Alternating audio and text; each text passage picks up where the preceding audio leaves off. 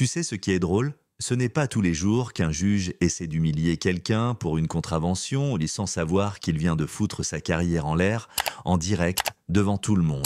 C'était à Montelieu, petite ville tranquille, sous un soleil de plomb. L'asphalte brillait, les trottoirs grésillaient, et pendant que tout le monde cherchait un coin d'ombre, Ruben Diallo montait les marches du tribunal, costume bleu marine impeccable, calme comme un type qui sait exactement ce qu'il fait. Ruben venait contester une amende de stationnement. Ouais, juste ça. Une amende ridicule, laissée sur son pare-brise, pendant qu'il prenait son café habituel avec ses vieux potes. Sauf qu'il connaissait cette rue par cœur, aucun panneau, aucun marquage interdit, c'était une erreur clairement. Mais ce jour-là, ce n'est pas juste une erreur qu'il a rencontrée, c'était le juge Arnaud Clément. Clément, c'est le genre de type qui pense que son marteau de juge lui donne droit de vie ou de mort dans son tribunal. Froid, méprisant, avec ce petit sourire en coin, comme s'il ne voyait pas un citoyen, mais un problème à écraser. Vous contestez cette contravention, monsieur Diallo? Qui lui balance, tout tranquille. Oui, votre honneur, le stationnement était autorisé. J'ai même une vidéo qui le prouve. Et là, bam, changement d'ambiance. Clément tourne son écran, montre une photo floue, mal cadrée, où la pancarte est coupée. Ruben insiste, calme mais ferme. Cette preuve est incomplète. Ma caméra embarquée montre clairement la signalisation.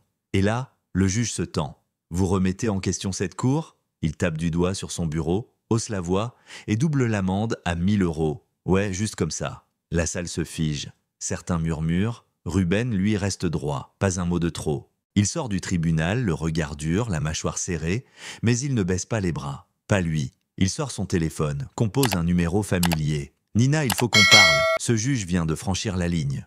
Nina, c'est son avocate depuis 15 ans et crois-moi, elle mord plus fort qu'un pitbull quand la justice déraille. Ce qu'ils ont fait ensuite, ils ont publié la vidéo, celle prise discrètement par un étudiant assis au fond de la salle. On y voit tout, le mépris, l'abus, la condamnation arbitraire. Et devine quoi? En moins de 24 heures, ça explose sur les réseaux. Encore un juge raciste pris en flag.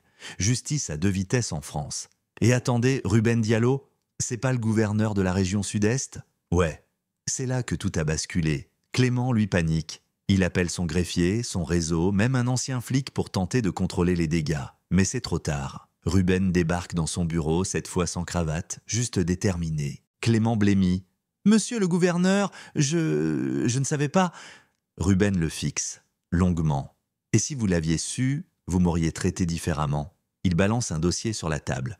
80% des prévenus noirs qui passent dans votre salle écopent de la peine maximale. Tu veux qu'on compare avec les blancs? Clément essaie de parler, mais rien ne sort. Et là, nouvelle claque. Les portes s'ouvrent, journalistes, caméra, procureur adjointe, et Nina qui annonce d'un ton glacial « Monsieur le juge Arnaud Clément, vous êtes suspendu à effet immédiat en attente d'enquête pour partialité raciale. » Clément hurle, gesticule, parle de complot, mais c'est fini. Ruben s'approche tranquille.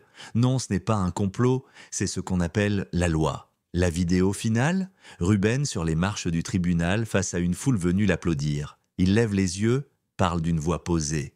Ce n'est pas juste mon histoire. C'est celle de tous ceux qui n'ont jamais eu une chance dans ce système. Aujourd'hui, on a ouvert une brèche. Et demain, on passe. Alors maintenant, c'est à vous. Vous pensez que la justice est possible, même quand elle commence par une simple contravention? Partagez vos avis dans les commentaires sur le racisme systémique, le pouvoir des juges et ce qu'on appelle justice.